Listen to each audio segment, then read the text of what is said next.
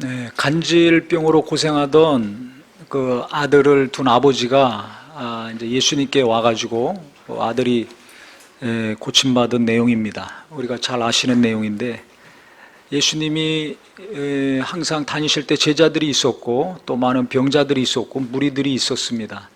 근데 오늘 본문에는 이 서기관들과 예수님의 제자들이 변론을 하고 있었습니다. 그래서 많은 사람들 가운데 이제 변론이 계속 있는데 이제 예수님이 이제 나타나셨어요. 무엇 때문에 저 사람들하고 지금 변론하고 있느냐 했더니 그때 어떤 사람이 이제 이 아이의 아버지죠. 아버지가 와가지고 이야기를 하는 겁니다. 귀신 들려가지고 내 아들이 지금 고통을 당하고 있습니다. 그래서 막 거꾸러지고 거품 흘리고 이를 갈고 파리에 가고 있는데 이거 해결해 달라고 제자들한테 귀신 쫓아 달라고 했더니 못 쫓았다는 겁니다. 예수님이 계셨으면 예수님이 해결해 주셨을 텐데 막 그때 안 계셨었나 봐요. 제자들한테 요청을 했더니 제자들이 귀신을 못 쫓고 해결이 안 되는 상황이었습니다. 그때 그 이야기를 딱 들으시고 예수님이 바로 병 고쳐주신 것이 아니라 19절에 보시면 대답하여 이르시되 믿음이 없는 세대여 내가 얼마나 너희와 함께 있으며 얼마나 너희에게 참으리오. 믿음을 언급을 하셨습니다. 이 말은 누구에게 한 거겠습니까? 그 아버지나 제자들이나 그 주변에 있는 모든 사람들에게 해당되는 말씀이죠. 믿음이 없다는 것을 언급을 하셨습니다. 하시면서 내가 얼마나 너희와 함께 있으며 얼마나 너희에게 참으리오 그랬습니다. 내가 지금까지 다니면 곳곳마다 많은 병자들을 고쳤는데 그 다음에 하나님 아버지가 능력을 내게 주셔서 그 일이 이루어진 건데 하나님께 대한 믿음이 이렇게 없느냐. 답답하시기도 하고 안타깝기도 하셨겠죠. 그렇지만 이들이 믿음 없는 거 예수님이 무시하거나 정죄하지 않으셨습니다. 얼마나 너에게 참으려 내가 어느 때까지 참아야 되느냐. 지금도 참고 계속 참으시겠다는 거죠. 저는 이 말씀을 보면서 이게 어떻게 들렸냐면 믿음이 없는 박정현 목사야 내가 얼마나 너와 함께 있으며 얼마나 너를 참아야 되겠느냐 이렇게 들렸습니다.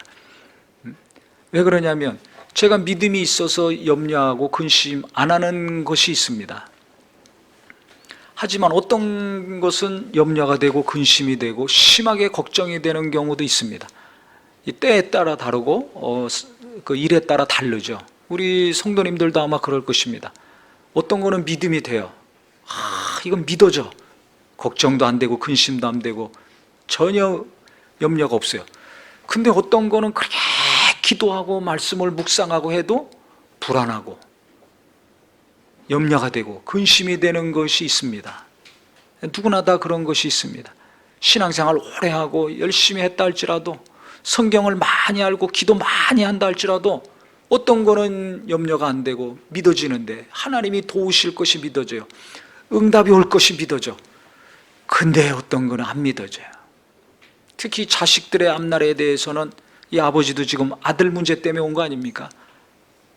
나에 대해서는 믿음이 있어. 하나님이 내 앞길을 도우시고 내가 먹고 사는 건 책임져 주셔. 그래서 내가 먹고 사는 거는 염려가 안 됩니다. 이런 경우가 있습니다. 저 같은 경우는 그래요. 제 앞날을 하나님이 책임져 주시고 내가 먹고 사는 거 뭘 먹을까 입을까 마실까 염려하지 마라 하셨잖아요. 그게 믿음이 됩니다.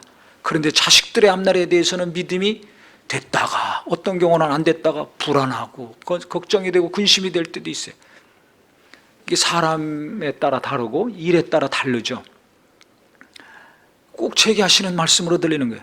내가 얼마나 너와 함께 있으며 얼마나 너를 더 참아야 되겠느냐. 그동안 그렇게 많은 은혜를 주고 도움을 줬는데 어째 이렇게 믿음이 왜 이 부분에서는 없느냐. 하지만 내가 기다리겠다. 인내하고 너를 도와주겠다. 그 믿음이 생길 때까지 지금 약한 믿음이 잘해져서 흔들리지 않을 때까지 주님은 함께 해주겠다는 겁니다. 내가 약할지라도 약하면 보통 무시하잖아요. 그 전문가들이 누굽니까? 예수님 당시에 바리새인들입니다. 그래서 바리새인의 기도와 세리의 기도, 세리는 주여 나를 불쌍히 여기소서 나는 죄인입니다. 바리새인은 난 저 세리와 같지 않았습니다. 나는 이것도 하고 저것도 하고 막 계속 잘했습니다. 세리를 무시합니다. 정죄합니다. 이게 바리새인들이에요. 그러니까 우리가 누군가를 무시하고 정죄하고 하고 있다는 것은 내게 뭐가 없어요? 궁일이 여기는 마음이 없는 거예요. 예수님은 우리를 궁일이 여기셨어요. 지금도 이 아버지와 제자들을 정죄하고 판단하고 야단치고 비난하지 않았습니다. 안타까워하셨죠. 답답하고 속 터지지만은 궁일이 여기시는 주님의 마음, 그러니까 함께하는 거예요. 궁일이 없으면 함께하지 못합니다. 그래서 정말 주님은 내가 믿음이 부족하고 흔들리고 많은 염려와 걱정과 근심이 있다 할지라도 함께 하시는 것과 동시에 나를 인내하고 있구나, 나를 기다리고 계시구나, 인격이 더 온전해질 때까지, 믿음이 더 온전해질 때까지, 하나님이 원하시는 수준에 이르기까지 주님은 나를 포기하지 않고 우리를 포기하지 않고 계속 함께 하시면서 인내하고 돕고 있다는 은혜가 있기를 바랍니다. 그 너무 위로가 되고 한편으로는 너무 아주 감사했죠. 이 주님의 마음이에요. 저를 향한 마음뿐이겠습니까? 우리 모든 성도님들을 향한, 우리 청소년들과 청년들을 향한 주님의 마음이라고 생각을 합니다. 예수님이 이렇게 말씀하시니까 그 다음에는 이제 뭐예요? 이 아이들을 고쳐줘야 될 거 아닙니까? 그래서 그 아들을 데리고 와라 그랬습니다. 그 아들 속에 있는 귀신이 예수님 보자마자 또 이제 난리를 친 겁니다. 그래서 엎드려지고 막 땅바닥에서 굴르고 거품이 나오고 경련을 일으키기 시작합니다. 그러니까 막 사람들이 다 또 와서 보겠죠. 그러니까 그 아버지의 마음이 어떻겠습니까? 이루 말할 수 없는 고통과 아픔이 있죠. 그래서 예수님이 언제부터 이렇게 됐느냐 그랬습니다. 어려서부터 그렇습니다. 그래서 귀신이 갑자기 불이나 물에도 막 데리고 가고 어려서부터 이렇게 고생을 심하게 했습니다. 그랬더니 그러면 또 고쳐주셔야 될 거 아니에요, 빨리. 그런데 예수님이 이때 또 뭐라고 하셨냐면, 잘 보세요. 그 이전에 이 아버지가 그 말을 하면서 22절에 그러나 무엇을 하실 수 있거든 우리를 불쌍히 여기사 도와주옵소서 그랬습니다. 지금 자기 아들이 막 거품이 일어나고 띠글띠글 굴고 경련이 일어나니까 얼마나 마음이 괴롭습니까? 안타깝고. 이거 해결하려고 지금 왔는데 갑자기 이 경련과 발작이 일어난 겁니다. 그러니까 이 아버지가 무엇을 하실 수 있거든 우리를 불쌍히 여기사 도와주십시오. 그냥 도와달라는 것이 아니라 불쌍히 여기서 도와달라고 그랬어요. 불쌍히 여겨달라는 말은 아무 때나 나오지 않습니다. 잘 생각해 보세요. 내가 하나님께 기도하거나 하나님께 무언가를 간구할 때 주여 나를 불쌍히 여기소서, 내 남편을 불쌍히 여기소서, 내 아내, 내 자식을 불쌍히 여기소서, 이런 기도가 나옵니까? 어떤 분은 나를 불쌍히 여기소서, 우리 가족들을 불쌍히 여기소서, 이 말이 한 번도 안 나온 분도 있을 겁니다. 그럼 어떻게 기도합니까? 무언가 목적이 있고 그것을 이루어 달라고 하겠죠.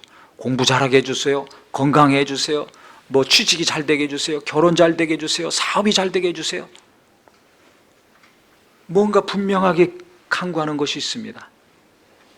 불쌍히 여겨달라는 기도는 언제 나오는가? 그런 기도도 할 수 없을 정도가 되면 최후에 하는 기도가 나를 불쌍히 여기소서, 이 기도가 나오게 돼 있어요. 그러니까 이 불쌍히 여겨달라는 간구 밑에는 가장 낮은 마음, 가장 밑바닥에 있는 겁니다. 저도 몸이 안 좋아가지고 뭐 어떻게 할 수가 없어요. 도무지 하루하루를 살 수가 없죠. 눈 뜨는 것도 못하고 뭐 걷는 것도 못하고 숨 쉬는 것도 굉장한 은혜입니다. 뭐 이런 상황까지 갔을 경우 어떻게 되는가? 뭐 이거 해주세요, 저거 해주세요, 이런 기도가 안 나와요. 그냥 불쌍히 여겨 주시옵소서, 이 기도죠. 제가 설교하기 전에도 이 앞에 앉아가지고 찬양할 때 무슨 기도 하주는지 아세요? 설교 잘하게 해주세요. 은혜 받게 해주세요. 이런 기도는 한 10% 20%밖에 안 됩니다. 대부분은 주여 저를 불쌍히 여겨 주시옵소서. 왜? 아무리 설교 준비하고 또 지금까지 설교를 오랜 동안 많이 했습니다.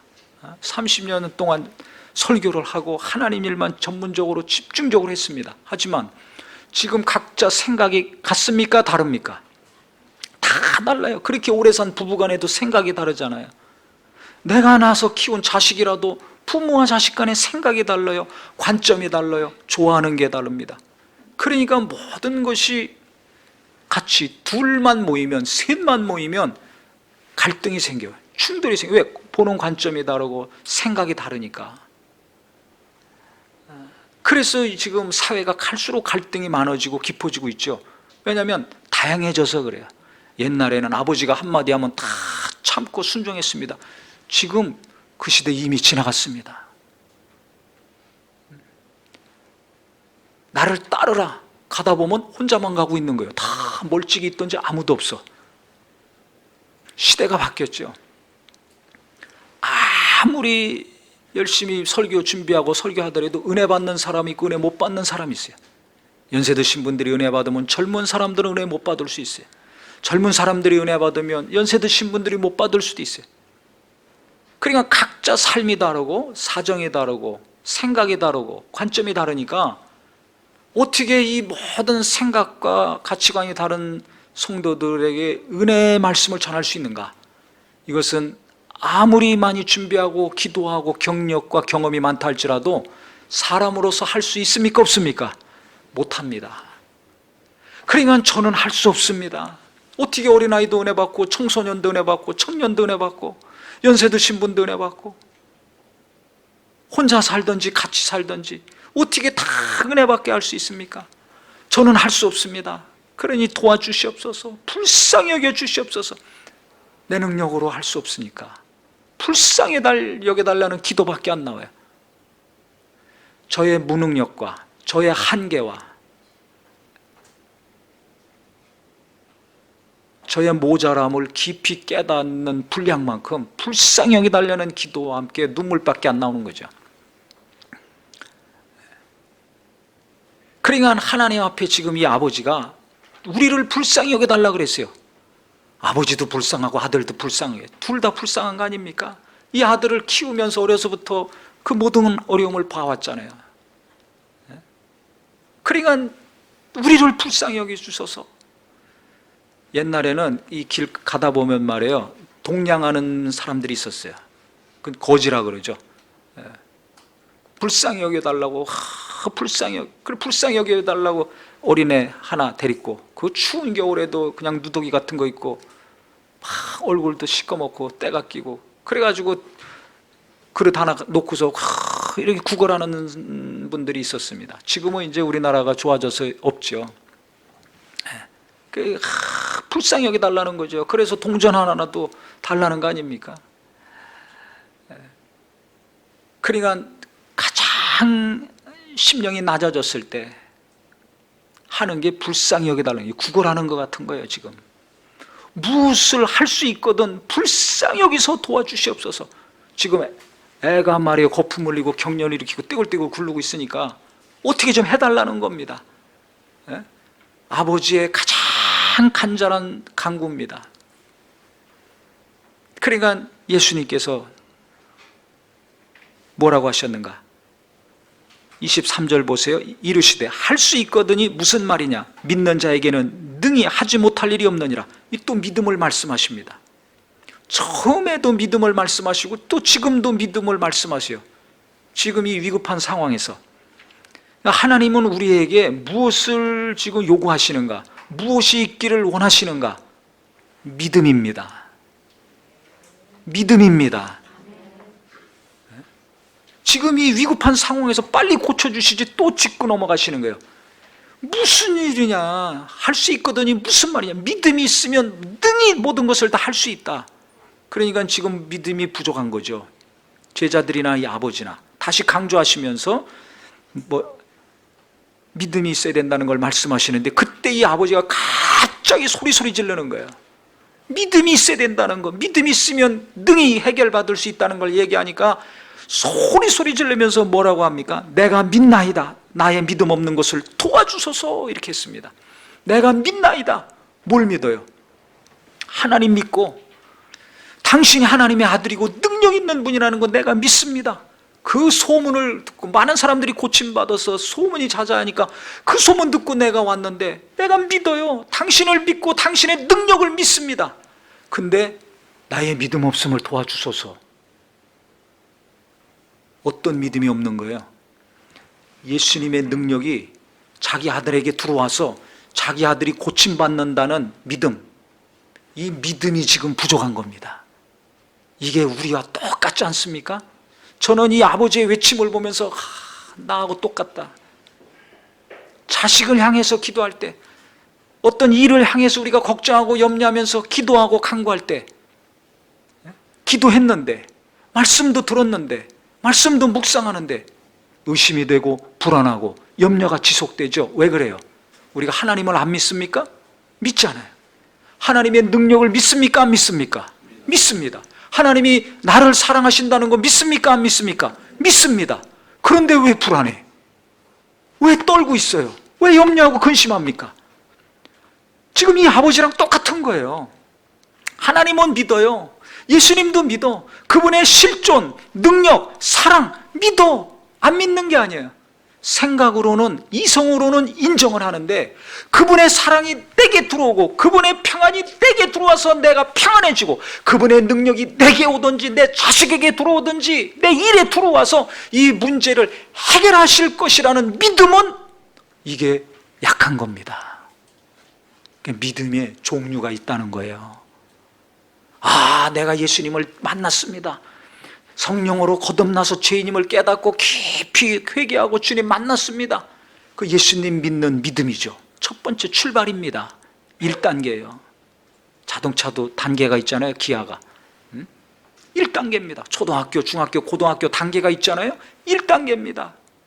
그러니까 예수 만난 체험이 없는 분은 그 믿음을 달라고, 그 체험을 달라고 기도해야 될 것이고, 그 체험이 있으면 그 다음에는 기도합니다. 열심히 봉사하고 예배합니다. 예배 가운데 은혜 받아요. 기도 가운데 응답을 받아요. 말씀을 보면서 은혜 받고 해결을 받았어요.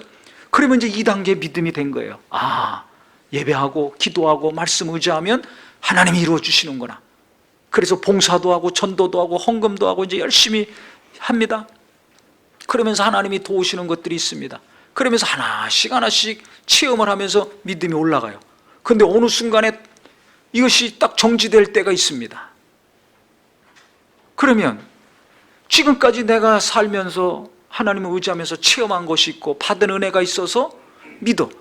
예수가 하나님의 아들이신 거 믿고, 그 다음에 하나님이 사랑하시고 하나님의 능력 있는 것도 믿어. 근데 아까도 말씀드렸지만 내게 관련된 것은, 또 어떤 일에 대해서는 내가 의심도 안 하고 염려도 안 하고 확실히 하나님이 함께 하시고 도우시고 해결하실 것이라는 믿음이 있어서 평안한데, 걱정하지 않는데, 어떤 거는 계속 걱정이 되고 염려가 돼. 그거는 왜 그래요? 믿음이 중단된 겁니다. 믿음이 모자란 거예요.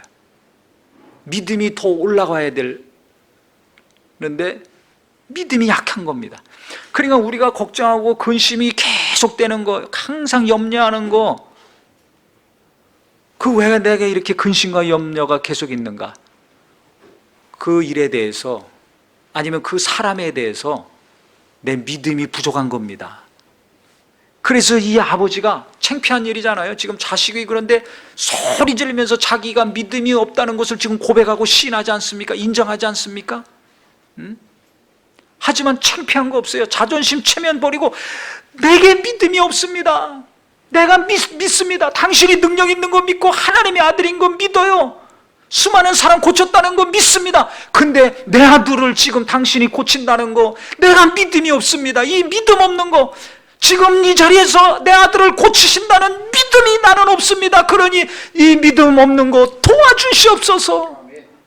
이 기도가 나의 기도요, 우리의 기도가 되기를 바랍니다. 이렇게 어려운 삶 가운데 사업하기 어렵잖아요. 자식 키우기 어렵고, 우리 학생들 공부하기 어렵고, 진학하고 취직하기 어렵지 않습니까? 어떤 기도를 해야 될 것인가? 이때 우리에게 필요한 것은 무엇인가? 다른 어떤 것보다 믿음이 돼야 됩니다. 믿음이 필요하다는 걸 이 말씀을 통해서 하나님은 강력히 깨닫게 하셨어요. 저 개인적으로도 앞으로 교회를 어떻게 해야 될 것인가, 목회를 어떻게 해야 될 것인가, 이렇게 인격적으로도 부족하고 육체적으로도 부족하고 여러 가지 부족한데 이걸 어떻게 다 감당해야 될 것인가 고민이 많죠. 근데 하나님이 깨닫게 하시는 것은 믿음이 부족하다는 것, 믿음이 있어야 된다는 걸 알려주시는 거야. 그래서 네가 목사라고 믿음 있다고 생각하지 마라.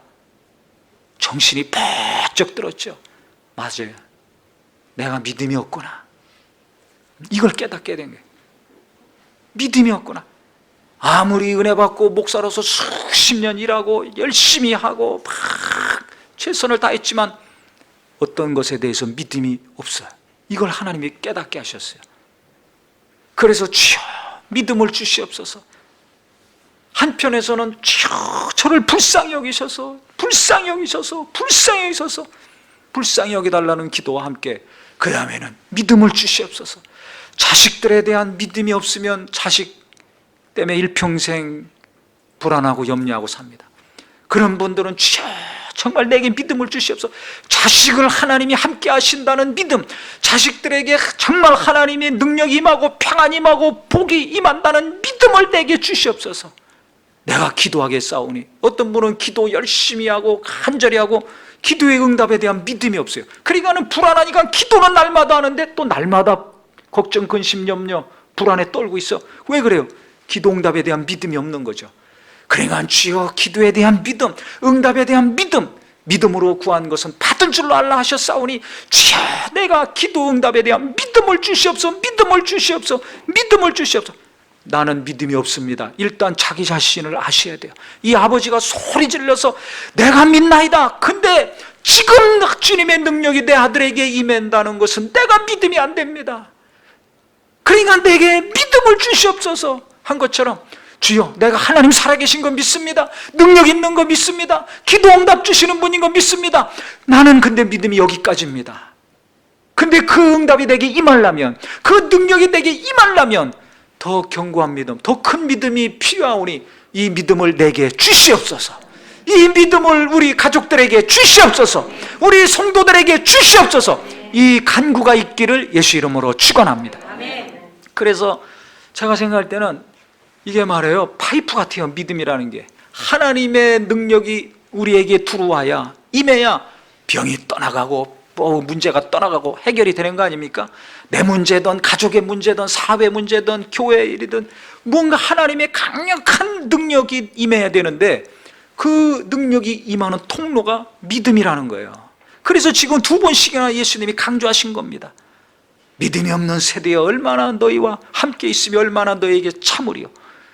믿는 자는 모든 것을 다 할 수 있다 하신 것은, 그러니까 지금 삶이 힘드시죠? 그러면 하나님의 은혜와 하나님의 능력이 과거보다 더 강하고 더 많이 내게 임해야 될 거 아닙니까? 그러면 파이프를, 과거에는 작은 파이프였다면 지금은 큰 파이프가 필요합니다.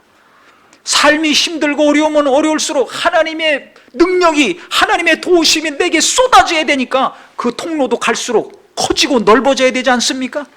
그러니까 믿음이 바로 그와 똑같은 거예요. 수돗물이 많이 나오게 하려면 파이프 교체해서 물 공급량이 많아지게 해야 될 거 아닙니까? 가는 파이프면 쫄쫄쫄 나오는데 그거 가지고 어떻게 여름을 나요? 물이 콸콸콸 쏟아지게 하려면 파이프만 바꾸면 되는 것처럼 하나님의 은혜가 쏟아지고 하나님의 평안이 임하고 하나님의 능력이 임해야 뭔가 해결이 되는데, 그러려면 믿음이 계속해서 발전하고 진보해야 된다는 것입니다. 과거의 믿음, 예수 처음 믿을 때 믿음, 그 다음에 10년 전, 20년 전의 믿음, 이거 가지고는 지금 살 수가 없어요.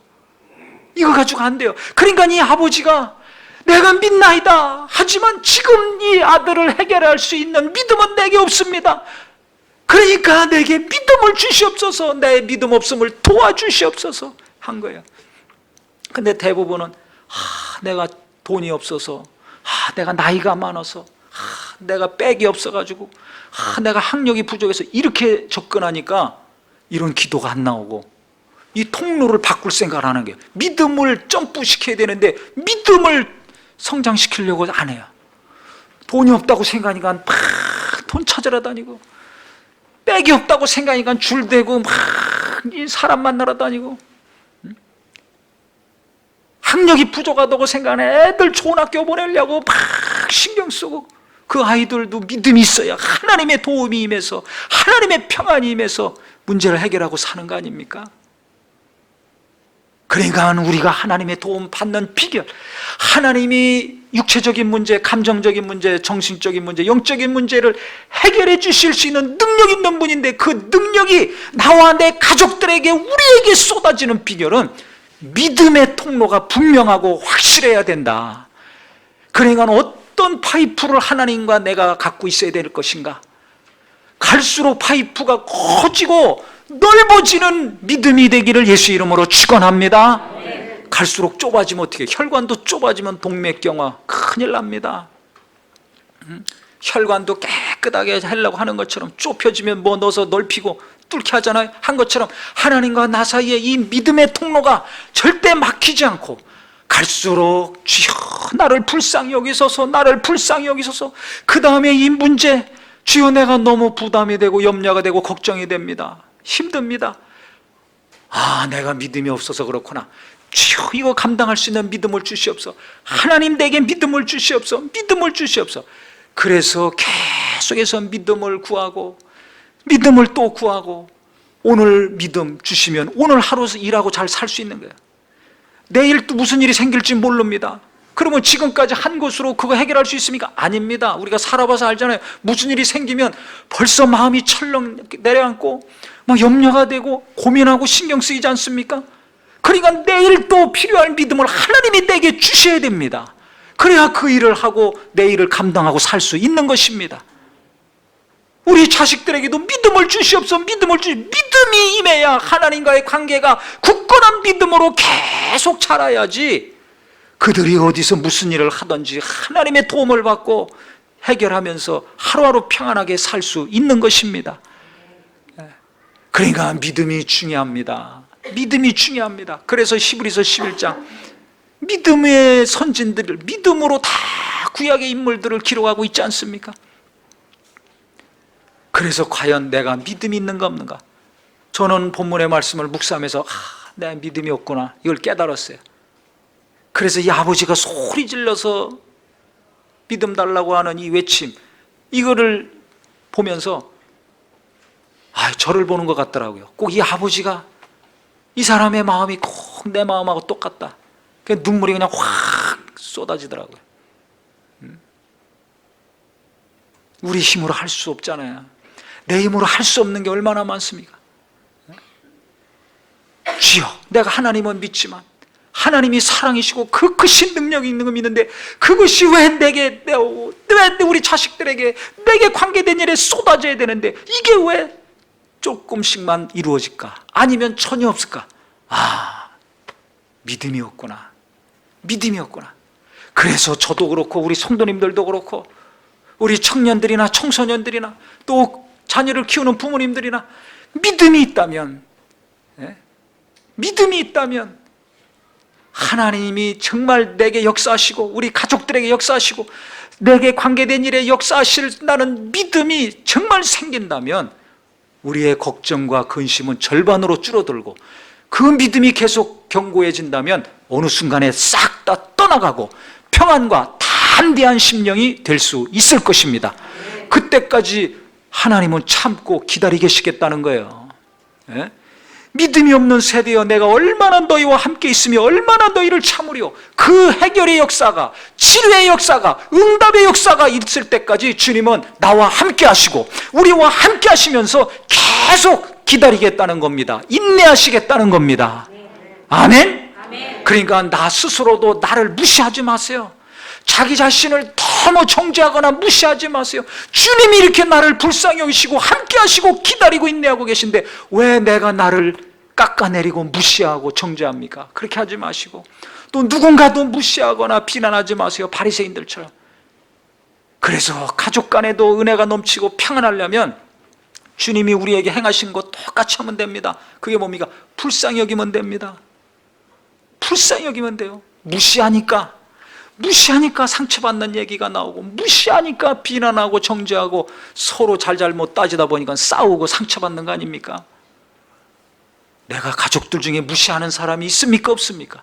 있어요. 저도 있어요. 그때마다 내가 어쩔 수 없는 죄인이구나 고백하고 하나님 의지할 수밖에 없고, 예수의 피가 너무나 값지고 그분의 공로가 너무나 귀하게 여겨지고, 그 다음에는 오늘 이 아버지의 고백, 나는 어떻게 할 수 없어. 주여 나를 불쌍히 여기사 이거 고쳐주시옵소서. 이 마음을 고쳐주시고 생각을 고쳐주시옵소서. 또 염려되고 근심이 될 때마다 주여 믿음을 주시옵소서. 이 두 가지가 항상 기도 제목이 될 수밖에 없어요.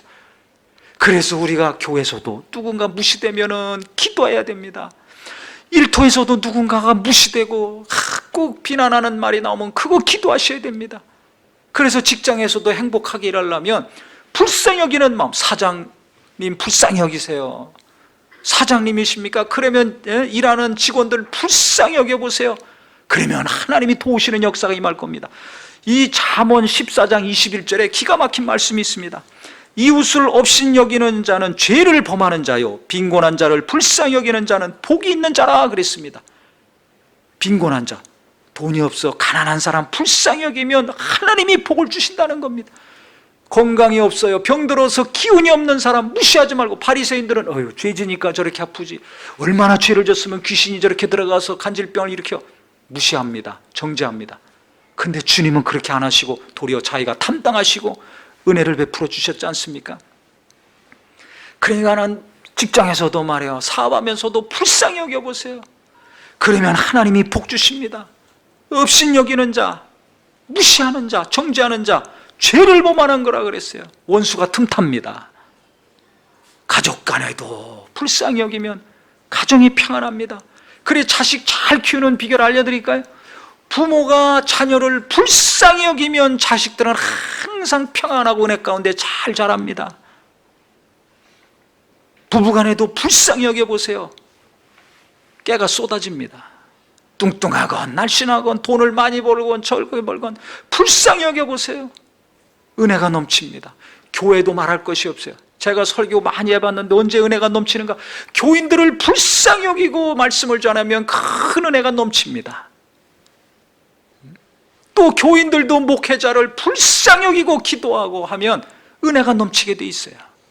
어디나 마찬가지입니다. 사람과의 관계는 불쌍히 여길 때 하나님이 함께 하시는 역사가 강하게 일어나더라고요. 할렐루야, 할렐루야.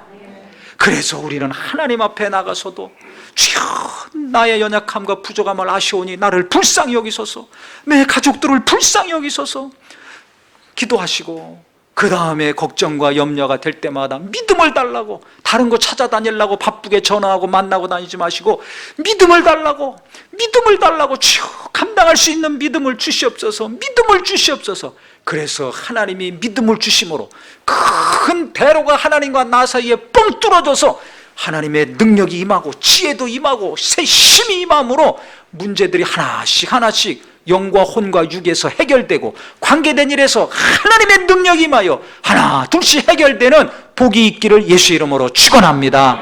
예수 이름으로 축원합니다. 그래서 우리는 하나님 앞에서는 나를 불쌍히 여기소서, 그 다음에 믿음을 주소서 하시고, 사람들과의 관계에서는 불쌍히 여기는 마음, 내가 불쌍히 여김을 받았으니까 궁일이 여기는 자 복이 있나니 저희가 궁일이 여김을 받을 것이란 말씀처럼 내가 누군가를 불쌍히 여김으로 형통한 관계, 은혜의 관계가 되시고, 하나님은 계속 내게 궁일을 베푸시는 큰 성도들이요, 복을 많이 받을 수 있는 심령들이 되시기를 예수 이름으로 축원합니다. 기도하겠습니다.